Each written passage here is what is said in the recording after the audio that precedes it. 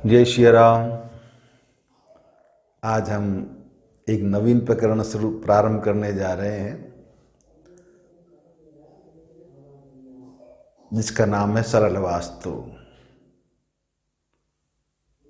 वास्तु क्या है, वास्तु की उत्पत्ति कैसे हुई, ये कौन थे वास्तु, सब हम थोड़ा थोड़ा आपको समझाने का प्रयत्न करेंगे। वास्तु नाम कैसे हुआ? वास्तु व धन अस्तु, यानी बसने योग ऐसा ही हो, बसने योग जैसा हो, अस्तु यानी जैसा हो, बसने योग जो रहने योग स्थान हो उसे कहते हैं वास्तु। जो रहने योग्य हो, रहने जैसा हो, बसने जैसा हो, वास करने जैसा हो, निवास करने जैसा स्थान हो, भवन हो, उसे वास्तु कहते हैं। पुराणों के अनुसार वास्तु क्या है? आजकल वास्तुकार बहुत है, तो वो भी हम बताएंगे। वास्तु शांति क्या दोष है, आपको सारा संक्षेप में समझाएंगे। तो पहले हम मूल को पकड़ते हैं। जब तक मूल नहीं समझेंगे इसकी जड़ क्या है तो समझेंगे नहीं पूरा। तह तक जाना है वास्तु कौन है। पहले यहां से प्रारंभ करते कि वास्तु है कौन, कैसी उनकी उत्पत्ति। पुराणों के अनुसार तो हम बताते हैं भगवान विश्वकर्मा, महापुराण में कथा आती है। एक बार एक अंधकासुर नाम का दैत्य, तो बड़ा बलवान था, सारे देव उसने परास्त कर दिए, देव विजयी हो गया। देव घबराकर भगवान ब्रह्मा जी के पास पहुंचते हैं कि ब्रह्मण देव रक्षा करो पाहि माम। ये अंधकासुर तो बहुत उपद्रव मचा रहा है, हम सब देवों को परास्त कर दिया इसने सब देवों को परास्त कर दिया, इसकी मृत्यु कैसी होगी? तो ब्रह्मा जी ने कहा, देवो इसकी मृत्यु तो भगवान शिव के हाथों होगी।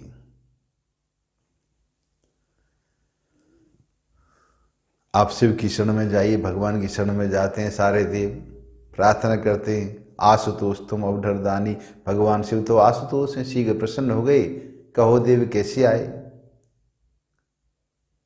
कहो अमर आए कि हेतु, किस कारण से आए हो? कि महाराज अंधकासुर से रक्षा कीजिए, ये सारा अंश आपका है तो ये भी आपका ही अंश है, हम परास्त हो गए सब। पाहि माम पाहि माम। ये पाप कर्म को वृद्धि कर रहा है, पाप को बढ़ा रहा है। ठीक है, मेरे हाथों मृत्यु है तो मैं युद्ध करने को तत्पर हूं। भगवान शिव और अंधकासुर में युद्ध प्रारंभ हो जाता है। लेकिन ये तो भगवान शिव परास्त होते हैं, ने अंधकासुर परास्त होता है। बहुत दिनों तक युद्ध चलता रहा। देवता घबरा गए कि ये तो भगवान शिव के वश में भी नहीं हो रहा है। फिर पुनः गए ब्रह्मदेव के पास। ब्रह्मदेव जी ने कहा, ठीक हो, इसकी मैं तो ये बता सकता हूं, इसकी मृत्यु भगवान शिव के हाथ में है। अब विशेष आप भगवान विष्णु की शरण में जाइए, वही इस संकट से उबारने का पूर्ण मार्ग बताएंगे। सारे देवगण भगवान विष्णु की शरण में जाते हैं, प्रार्थना करते हैं, भगवान प्रकट हो जाते हैं। कहिए देव कि महाराज आपको सब, आप तो अंतर्यामी है, सब जानते हैं, अंधकासुर के अत्याचार से सब त्रस्त हैं हम, और इतना भयंकर बलशाली है कि भगवान शिव के वश में भी नहीं हो रहा है। दोनों में युद्ध चल रहा है बहुत समय से, आप कृपा कीजिए। देखो मृत्यु तो भगवान शिव के हाथों होनी है अंधकासुर की। चलिए, तब भगवान विष्णु आते हैं। उन्होंने तब भगवान विष्णु ने भगवान विश्वकर्मा का रूप धारण किया, पंचमुख धारण किए, पंचानन भय। पंचानन भय, उनकी दृष्टि भगवान शिव के देह पर पड़ती है। जब भगवान शिव के ऊपर उनकी ज्योति जाती, नेत्रों की ज्योति भगवान विश्वकर्मा की, तो उनके शरीर से पसीना गिरता है। उस पसीने से एक बहुत बलशाली देव प्रकट होता है, वो थे वास्तु। उन्होंने एक हाथ से पकड़ लिया भगवान शिव को, एक हाथ से अंधकासुर को, और कहा महाराज इसकी मृत्यु तो आपके हाथों है, आप ही वध कर सकते हैं। तब भगवान शिव ने अंधकासुर का वध किया। वास्तु इतने बलवान देखकर देवता घबरा गए कि इसने तो एक हाथ से भगवान शिव को रोक लिया, एक हाथ से अंधकासुर को। अगर ये अंधकासुर से पीछा छूटा ये हो गया तो क्या बनेगा। तो सारे देवताओं ने वास्तुदेव को धक्का दे दिया, वो पृथ्वी पर गिरे। कहीं उलट नहीं जाए तो ऊंधे गिरे भगवान वास्तु, उलट नहीं जाए तो 81 देवता उनके ऊपर बैठ गए। अब वो गिरे तब उनका मुख, सिर था ईशान कोण में, वो पैर हुए नैऋत्य कोण में, ऊंधे गिरे। ये वास्तु देव भगवान विष्णु ने, विश्वकर्मा बने भगवान विष्णु ने कहा कि हे देवो तुमने ये क्या किया, जिसने तुम्हारी रक्षा की उसका तुमने अपमान कर दिया। कि महाराज हम तो घबरा गए कि आज से तुम्हारी पूजा जहां जहां तुम यथास्थान बैठे हो वहां वहां तुम्हारी पूजा होगी।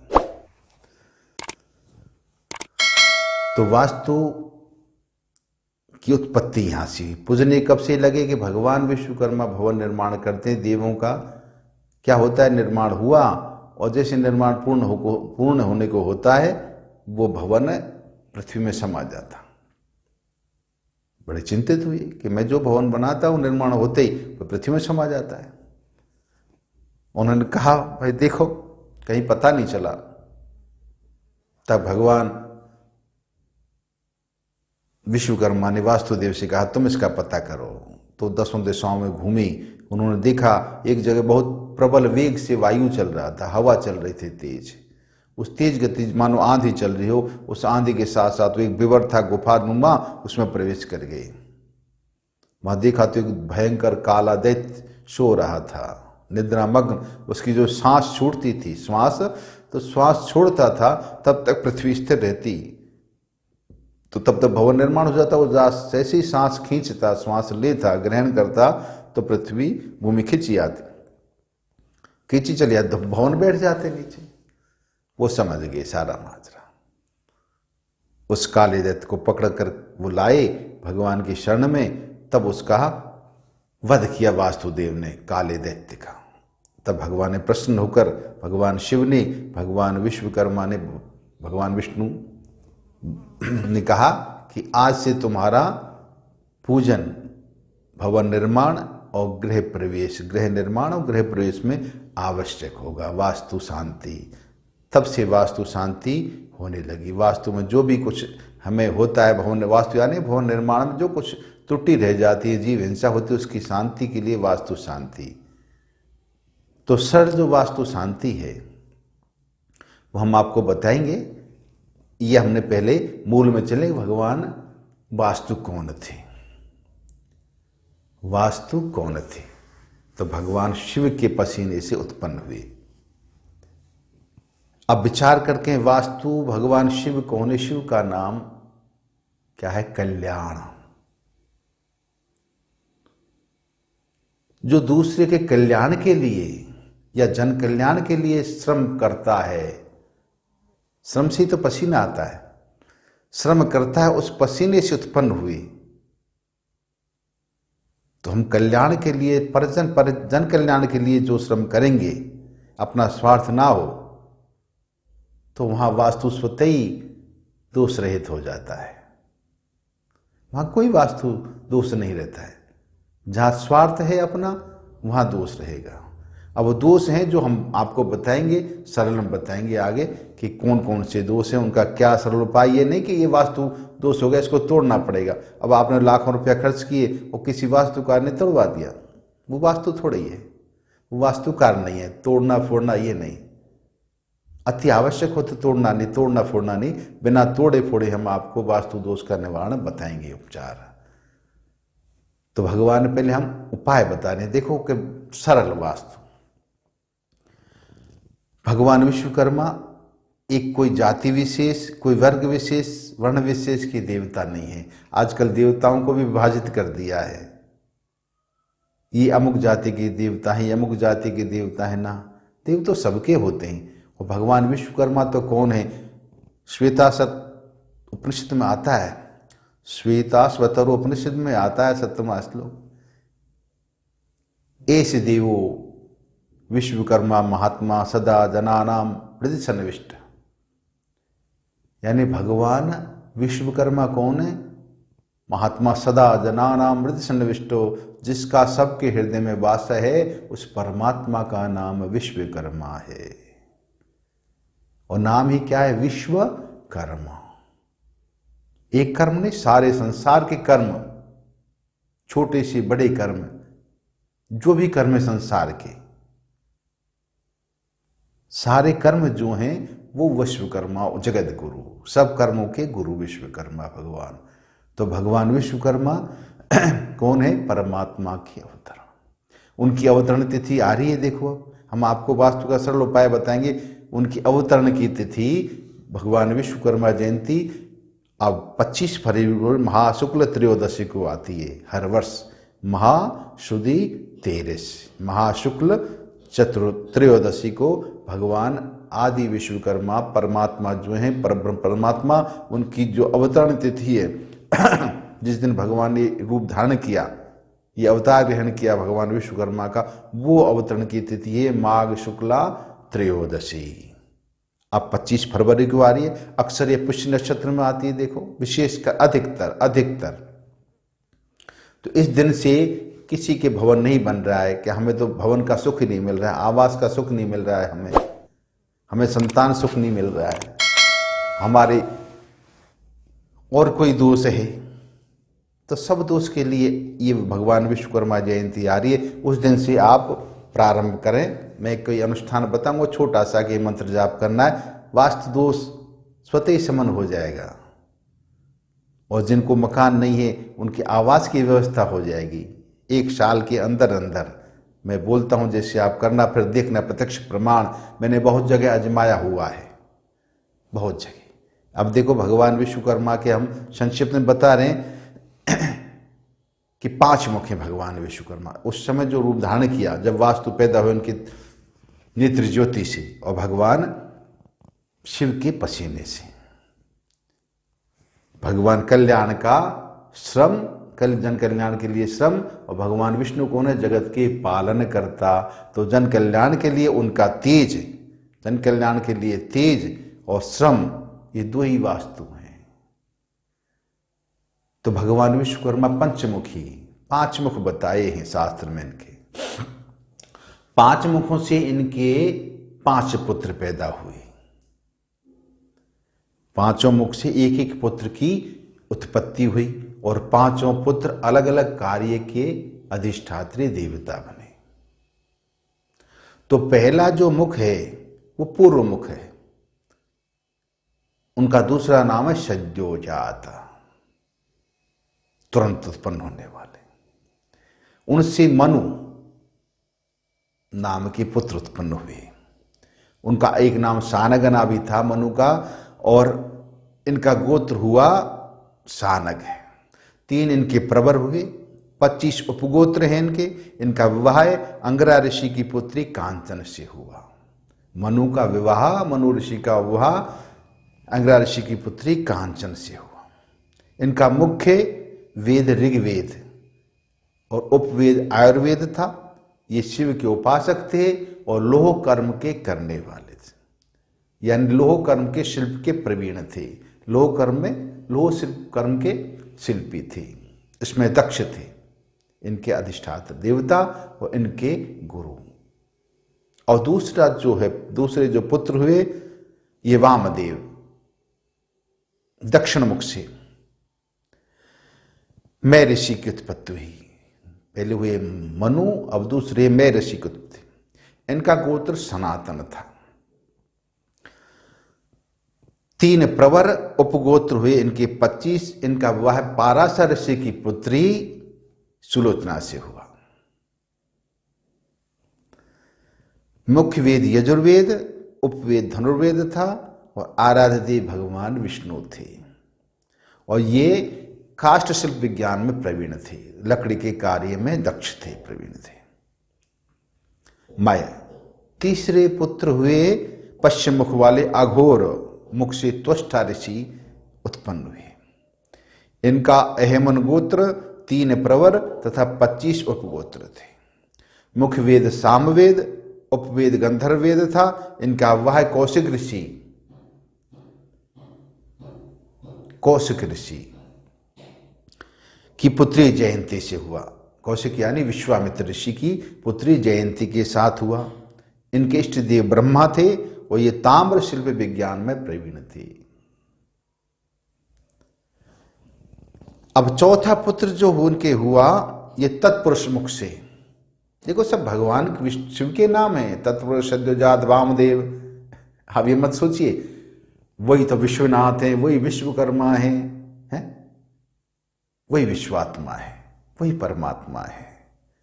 हमने नामकरण अलग अलग कर दिया। विद्युत एक है, बिजली, वो कहीं पंखे में हवा कर रही है वही बिजली, कहीं गीजर में बैठ के गर्म कर रहा है पानी, कहीं कूलर में बैठ के ठंडा हो रहा है, कहीं एसी चल रही है। विद्युत तो एक है, कर्म अलग अलग है। तो सारे कर्म विश्वकर्मा, सारे संसार के कर्म जिससे पैदा जो गुरु हुए, सारे कर्म को सिखाने का जिनका दायित्व था वो भगवान परमात्मा सबके हृदय में जिनका वास है। तो ये तत्पुरुष से मुख से शिल्पी का जन्म हुआ। इनके 5 प्रवर, प्रत्न इनका गोत्र, उपगोत्र 25 हुए। और मुख्य वेद अथर्ववेद, उपवेद शिल्पवेद और इंद्र को मानकर पूजा करते थे। इनके इष्ट देव थे इंद्र। इन्होंने पत्थर के शिल्प शास्त्र का विशेष प्रचार प्रसार किया था। इनका विवाह भृगु ऋषि की पुत्री करुणा के साथ हुआ था। भृगु ऋषि की पुत्री करुणा के साथ हुआ था, यानी शुक्राचार्य की बहन। ये शिल्प शास्त्र पत्थर की। अब 5वें जो पुत्र हुए ईशान नामक ऊर्ध्व मुख से, ऊपर के मुख से, ये देवज्ञ नाम के पुत्र हुए। इनके 3 प्रवर, सुपर्ण गोत्र और 25 उपगोत्र थे। इनका वेद सूक्ष्म वेद व इतिहास पुराण को उपवेद मानते थे। ये भगवान सूर्य के उपासक थे। इनका विवाह जैमिनी ऋषि की पुत्री चंद्रिका के साथ हुआ। ये स्वर्ण शिल्प शास्त्र में प्रवीण थी। सोने का काम, स्वर्ण सा, स्वर्ण रजत। और भगवान विश्वकर्मा की जो मानस पुत्री हुई रत्नादि संध्या, उनका विवाह भगवान सूर्य देव के साथ हुआ। इस तरह भगवान विश्वकर्मा के 5 पुत्र मनुमय, त्वष्टा, शिल्पी और देवज्ञ 125 गोत्रों में अनेक शिल्पी और ऋषि हुए, जिनके द्वारा शिल्पी एवं वास्तु रचना का प्रचार प्रसार किया। जिन्होंने इनकी रचित जो सूत्र हैं, संहिताएं, वो बहुत कम मात्रा में मिलती हैं, विलोप हो गई। अधिकतर विलुप्त हो गई। तो भगवान विश्वकर्मा कोई जाति विशेष, वर्ण विशेष के नहीं, सबके देवता हैं, सबके परमात्मा के अवतार। उपनिषद कहता है एस देवो विश्वकर्मा महात्मा सदा जनानाम हृदय सन्निविष्ट।